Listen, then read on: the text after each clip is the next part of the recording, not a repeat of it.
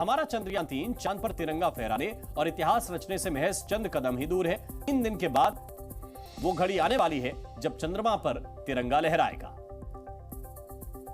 भारत का चंद्रयान-3 कामयाबी की सीढ़ियां चढ़ा रहा है। बुधवार को चंद्रयान-3 चांद पर उतरेगा, लेकिन इसरो ने चंद्रयान-3 की चांद पर लैंडिंग की टाइमिंग बदल दी है।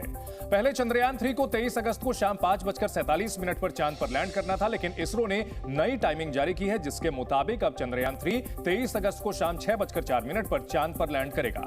इसरो चंद्रयान-3 की मून लैंडिंग का लाइव प्रसारण भी करेगा। 23 अगस्त की शाम 5:23 से लैंडिंग का लाइव टेलीकास्ट होगा। इसरो के वेबसाइट, इसरो के यूट्यूब चैनल और फेसबुक पर मून लैंडिंग का लाइव प्रसारण होगा।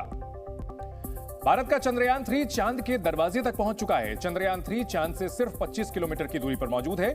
बीती देर रात 1:50 पर विक्रम लैंडर में दूसरी बार डी बूस्टिंग की गई, यानी उसकी स्पीड को और कम किया गया। इस डी बूस्टिंग के बाद अब लैंडर विक्रम चंद्रमा की धरती के और करीब पहुंच गया है। लैंडर आखिरी बार ऑर्बिट बदलकर चांद के बेहद करीब पहुंच गया है। इस ऑपरेशन के बाद लैंडर की चंद्रमा से न्यूनतम दूरी 25 किलोमीटर और अधिकतम दूरी 134 किलोमीटर रह गई है। इस बात की जानकारी खुद इसरो ने ट्वीट कर दी है। ट्वीट करते हुए इसरो ने लिखा, दूसरी ओर अंतिम डी बूस्टिंग ऑपरेशन ने LM कक्षा को सफलतापूर्वक 25 किलोमीटर बाय 134 किलोमीटर तक कम कर दिया है। मॉड्यूल को आंतरिक जांच से गुजरना होगा और लैंडिंग स्थल पर सूर्योदय का इंतजार करना होगा। डी बूस्टिंग के दौरान लैंडर में लगे चारों इंजन का इस्तेमाल किया गया है। पहले डी बूस्टिंग में 2 इंजन का इस्तेमाल किया गया था, वहीं शनिवार देर रात हुई डी बूस्टिंग में बचे हुए 2 इंजन का इस्तेमाल किया गया, यानी लैंडर विक्रम पूरी तरह से ठीक काम कर रहा है। यानी हमारा चंद्रयान अब बिल्कुल चांद के दरवाजे पर दस्तक दे रहा है। लैंडर चांद पर उतरने के लिए बिल्कुल तैयार है। चाहे तो वो अभी भी चांद पर उतर सकता है, लेकिन वो इंतजार कर रहा है चांद पर सूर्योदय का। इस वक्त चांद पर रात है, यानी अंधेरा है। 23 अगस्त को चांद पर सूरज निकलेगा, तब सूरज की रोशनी का इस्तेमाल करके लैंडर बिजली पैदा करेगा।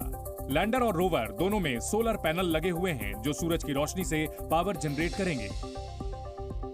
23 अगस्त की शाम को चंद्रयान-3 के लैंडर को 25 किलोमीटर की ऊंचाई से चांद की सतह तक पहुंचने में 15 से 20 मिनट लगेंगे। यही वक्त सबसे संवेदनशील होगा। चांद की सतह पर छूने के वक्त लैंडर की स्पीड 2 मीटर प्रति सेकंड से भी कम होगी। पिछली बार आखिरी 5 या 10 मीटर में कुछ दिक्कत हुई थी चंद्रयान-2 को, लेकिन इस बार कामयाबी 100% नहीं 500% हमें मिलेगी। लैंडिंग अगर कामयाब रही तो विक्रम लैंडर से रैंप के जरिए 6 पहियों वाला प्रज्ञान रोवर बाहर आएगा और इसरो से कमांड मिलते ही चांद की सतह पर चलेगा। इस दौरान इसके पहिए चांद की मिट्टी पर भारत के राष्ट्रीय चिन्ह, अशोक स्तंभ और इसरो के लोगों की छाप छोड़ेंगे। किसी भी स्पेसक्राफ्ट के लिए चांद की सतह पर उतरना बेहद मुश्किलों और चुनौतियों से भरा होता है। भारत के चंद्रयान-3 के चांद के दक्षिणी ध्रुव पर उतरना उसके लिए भी काफी चुनौतियों भरा है, क्योंकि दक्षिणी ध्रुव पर चंद्रमा की सतह गड्ढों और पत्थरों से भरी हुई है। उबड़-खाबड़ सतह पर लैंडिंग खतरनाक होती है, इसलिए चंद्रयान को लैंडिंग के लिए सुरक्षित जगह खोजनी होगी। चंद्रमा पर लैंडिंग से पहले अंतिम कुछ किलोमीटर के हालात सबसे ज्यादा खतरनाक होते हैं, क्योंकि उस वक्त अंतरिक्ष यान के थ्रस्ट से गैस निकलती है। इन गैसेस के कारण चंद्रमा की सतह से काफी बड़ी मात्रा में धूल उड़ती है, जो चंद्रयान के कंप्यूटर और सेंसर्स को नुकसान पहुंचा सकती है। इसके अलावा चंद्रमा की सतह पर लैंडिंग के लिए मात्रा में ईंधन की जरूरत पड़ती है, जिसके जरिए अपोजिट डायरेक्शन में बल लगाकर नीचे उतरने के लिए स्पीड कम की जाती है।